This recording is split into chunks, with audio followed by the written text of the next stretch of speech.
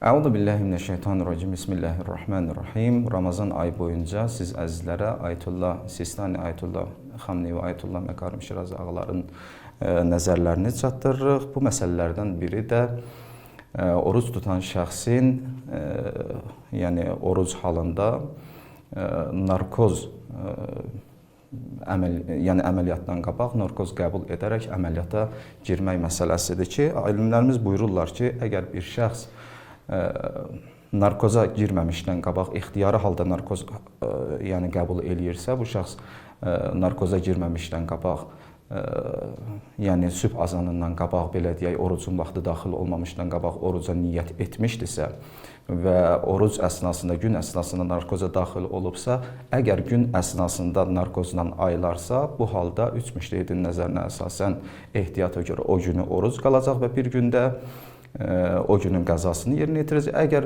narkozdan gün əsnasında ayılmazsa, əgər məğrib azanından sonra narkozdan ayılarsa, bu şəxsin boynunda qəza orucu olacaqdır. Vəssalamu aleykum və rəhmətullah.